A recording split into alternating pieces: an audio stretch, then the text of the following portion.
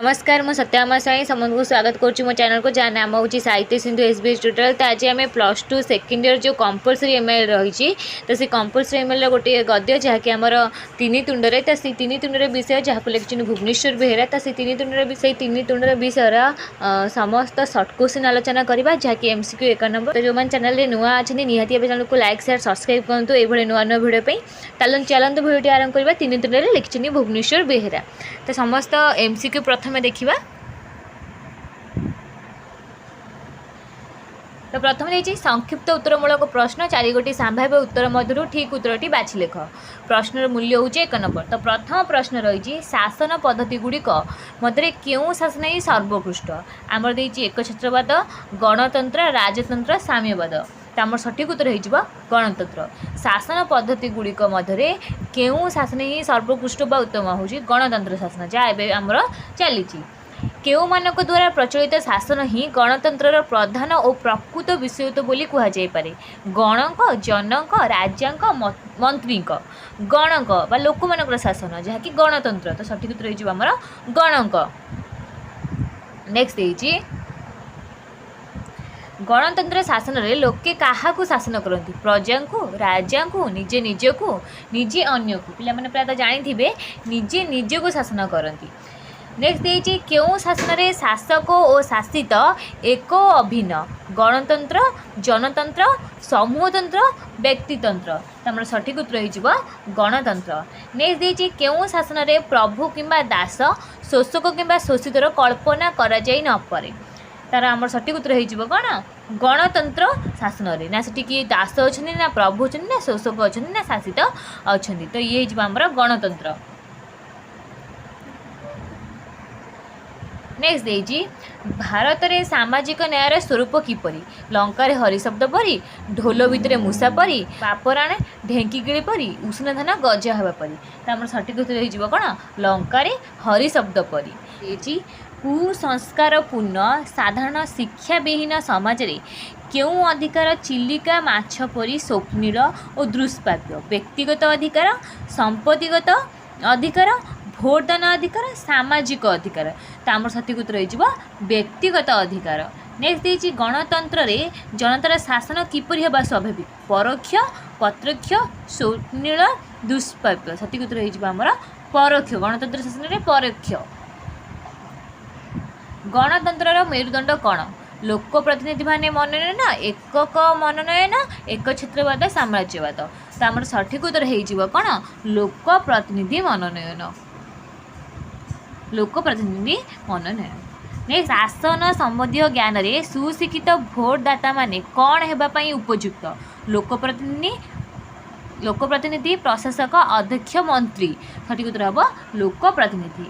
Next देखिए अधिकार तथा कर्तव्य ज्ञान संबंध में अज्ञ देशर जनता उपरे गुण अपेक्षा कौन बेसी काम करे प्रोपागांडा, घोषणा, राजकीय ढंग, साधुता। सठिक हम प्रोपागांडा।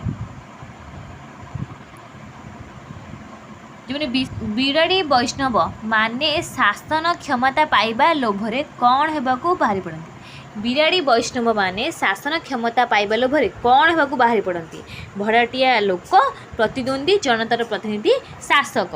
सठिक उत्तर हो कौन जनतार प्रतिनिधि। नेक्स्ट हूँ क्या देखी गोसेई देहरु घम घम झाड़ बोहीगला राधु, पाणु, अगाधु, साधु। सठिक उत्तर हो आमर पाणु।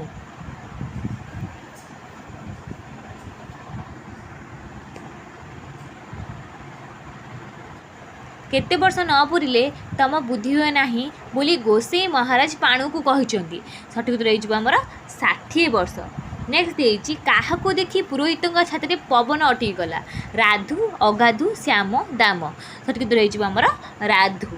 नेक्स्ट देखिए 4 हाथ ठेंगा धरी विराटकाय पुरुषटी किए। सठिक उत्तर हो आमर अगाधु। आज शिक्षित भोटदाता माने भोट देवा को कौन होता उदासीन, तत्पर, सचेतन, अचेतन। तमर सठिक उत्तर हो कौन उदासीन। ନେକ୍ସଟ ଦେଇଛି ଆଜିର ଜନତା ଜନାର୍ଦ୍ଦନ କାହାପରି ଓଠ ଚାଟି ତରାଜୁ ଧରିଥିବା ପ୍ରତିନିଧିମାନଙ୍କୁ ଅନାଇ ରହିଛନ୍ତି। 2 ବିରାଡ଼ି, 2 ମାଙ୍କଡ଼, 2 ଭାଲୁ, 2 ଶୃଗାଳ। ସଠିକ ଉତ୍ତର ହେଇଯିବ 2 ବିରାଡ଼ି ପରି। ନେକ୍ସଟ ଦେଇଛି ଗଣତନ୍ତ୍ର ଶାସନ ହିଁ ଡ୍ୟାସ୍ ଶାସନ, ଏଥିରେ ସନ୍ଦେହ ନାହିଁ। ଶ୍ରେଷ୍ଠ, କନିଷ୍ଠ, ଅଦରକାରୀ, ଦରକାରୀ। ସଠିକ ଉତ୍ତର ହେଇଯିବ ଶ୍ରେଷ୍ଠ ଶାସନ। ନେକ୍ସଟ ଦେଇଛି ଗଣତନ୍ତ୍ର ଶାସନରେ ଆମର ଆଜି ଏ ଅବସ୍ଥା ପାଇଁ ଦାୟୀ କିଏ?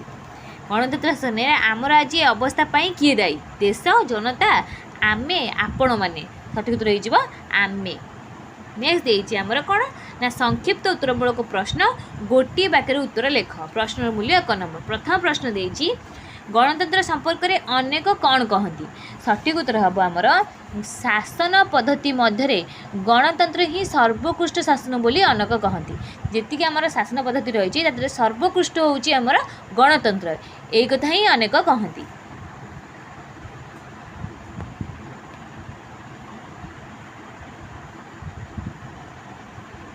ନେକ୍ସଟ ଦେଇଛି ଗଣତନ୍ତ୍ର କାହାକୁ କୁହାଯାଏ? ଗଣତନ୍ତ୍ରର ଅର୍ଥ ଗଣ ଶାସନ ବା ଲୋକମାନେ ନିଜେ ନିଜକୁ ଶାସନ କରିବା। ନେକ୍ସଟ ଦେଇଛି ଗଣତନ୍ତ୍ରର ପ୍ରକୃତ ଓ ପ୍ରଧାନ ବିଷୟତ୍ଵ କ'ଣ? ଗଣଙ୍କ ଦ୍ୱାରା ଶାସନ ହିଁ ଗଣତନ୍ତ୍ରର ପ୍ରକୃତ ପ୍ରଧାନ ବିଷୟତ୍ଵ। ନେକ୍ସଟ ଦେଇଛି କେଉଁ ଶାସନରେ ଲୋକ ନିଜେ ନିଜକୁ ଶାସନ କରନ୍ତି? ଗଣତନ୍ତ୍ର ଶାସନରେ ଲୋକ ନିଜେ ନିଜକୁ ଶାସନ କରନ୍ତି। ନେକ୍ସଟ ଦେଇଛି ଗଣତନ୍ତ୍ର ଶାସନରେ କିଏ ଏକ ଅଭିନ୍ନ? ଗଣତନ୍ତ୍ର ଶାସନରେ ଶାସନ ଓ ଶାସିତ ଏକ ଅଭିନ୍ନ। ନେକ୍ସଟ ଦେଇଛି ଭାରତରେ ସାମାଜିକ ନ୍ୟାୟ ପରିକଳ୍ପନା କିପରି ମନେ ହୁଏ?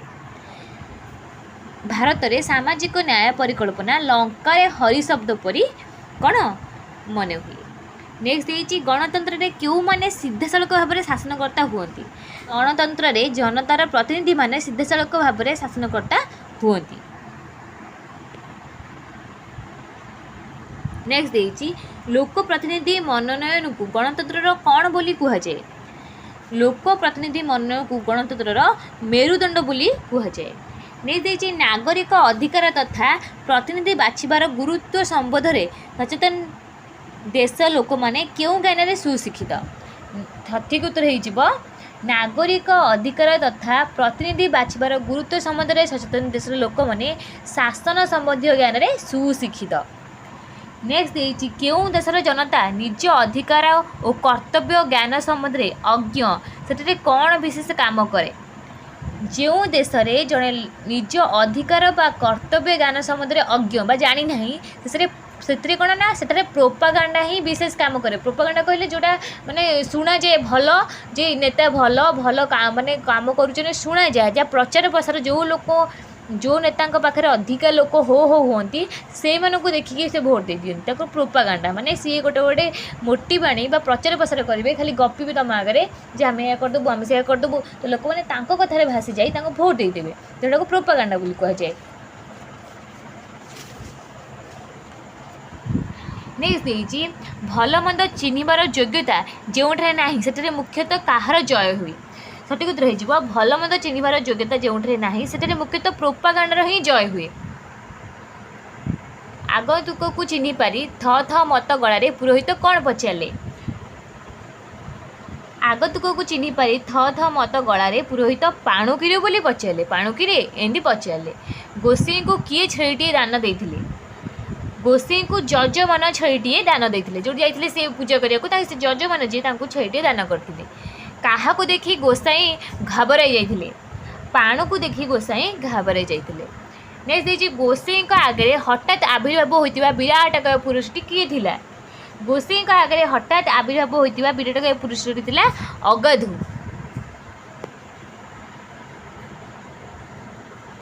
ନେକ୍ସଟ ଦେଇଛି ଆଜି ଆମ ଦେଶରେ ଅଗଣତି ପାଣୁ, ରାଧୁ ଓ ଅଗାଧୁ କେଉଁ ଉଦ୍ଦେଶ୍ୟରେ ବାହାରିଛନ୍ତି?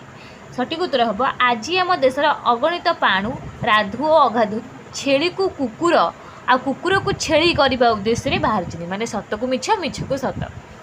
ନେକ୍ସଟ ଦେଇଛି ଅନେକ କ୍ଷେତ୍ରରେ ପାଣୁ, ରାଧୁ ଓ ଅଗାଧୁଙ୍କର ଜୟ ହେବାର କାରଣ କ'ଣ? ଯେଉଁଠି ଶିକ୍ଷିତ ଭୋଟଦାତା ମାନେ ଉଦାସୀନ, ମାନେ କିଛି ଜାଣନ୍ତିନି, ଯେମିତି ମନ ଇଚ୍ଛା ଆଖି ବୁଝି ଯାହାକୁ ନେଇ ତାକୁ ଭୋଟ ଦେଇଦେବେ, ସେଥିରେ ପାଣୁ, ରାଧୁ, ଅଗାଧୁଙ୍କ ମାନଙ୍କର କ'ଣ ହୋଇଥାଏ ନା ଜୟ ହେଉଛି। ଗୁଣହୀନ ଓ ନୀତିହୀନ ପ୍ରତିନିଧିମାନେ କିପରି କ୍ଷମତା ପାଉଛନ୍ତି? गुणहीन और नीतिहीन प्रतिनिधि माने प्रचार शक्ति बल क्षमता पाँच जोटा प्रोपागांडा आम कहूचे से कहुई प्रचार शक्ति बल से क्षमता पाँच जार जिते भल प्रचार सी भोट पाई जितुची। गुणहीन और नीतिहीन प्रतिनिधि माने विवादी जनता मध्य केउ न्यायर सुविधा बांटुचंती।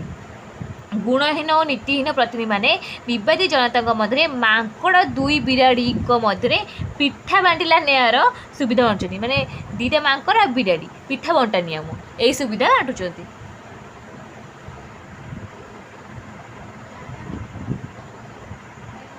नेक्स्ट देइछि जनता जनार्दन काहापरी ओठ चापी प्रतिनिधि मानक अनाई रहउचंती।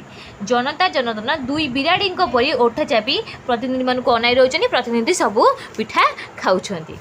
नेक्स्ट नेता मानकर राजनीतिक पट परिवर्तन पर केउ खेल आरंभ हुए। नेता मानकर राजनीतिक पट परिवर्तन पर बाउंस राणी खेल आरंभ हुए जहाँकि एबे आरंभ होइछि हमर जहाँकि इलेक्शन पर जहाँकि नेता मानकर राजनीतिक परिवर्तन घटिला सब बाउंस राणी खेल चलछि। सी कौन करते आमे कौन करवा बाउंस राणी। नेक्स्ट देइछि मेंढाशाला भितर गधिया क्यों पोशाक रहे। गधिया मेंढाशाला रे मेंढा पोशाक रहे ताको समस्त मेंढा कहबे बोली। नेक्स्ट देइछि केउ शासन श्रेष्ठ शासन बोली लेखक कहिसंती। गणतंत्र शासन श्रेष्ठ शासन बोली लेखक कहिसंती। नेक्स्ट देइछि गणतंत्र रे आमर आजिर अवस्था पाई काहाकू दायी कराइछि। गणतंत्र रे आमर आजिर अवस्था पाई आमे निज को ही दायी कराइछि कारण आम हाथ में सेतिक पावर अच्छे आम जन को भोट दे आमर प्रतिनिधि बाछि पारबु नेता किंतु आम सेटा भूल बाछुचे आमर आजिर अवस्था पाई आमे निजे ही दायी। नेक्स्ट देइछि गणशिक्षा और गण चेतनार अभाव थिबा जे काहार सफलता आशा करबा विडंबना। गणशिक्षा गण चेतनार अभाव थिबा जे गणतंत्र सफलता आशा करबा विडंबना। जोड़ी लोक मैंने पैसा देकी भोट दूसरी से कौन आशा कर। तो ये थी आमर 3 तुंडर विषय समस्त MCQ 1 नंबर विशिष्ट प्रश्नावली। आम नेक्स्ट भिडियो तार 2 नंबर 3 नंबर प्रश्नावली जैकि उत्तर सह आलोचना करवा। तो जो मैंने चैनल नुआ अच्छे निहाती भाव चैनल को सब्सक्राइब करती जेकोसी विषय लंग क्वेश्चन कि सर्ट क्वेश्चन दरकार होती मत कमेंट बॉक्स में जनातु निश्चित भाव भिडियो करवा। आज भिडियो रखुची नमस्कार।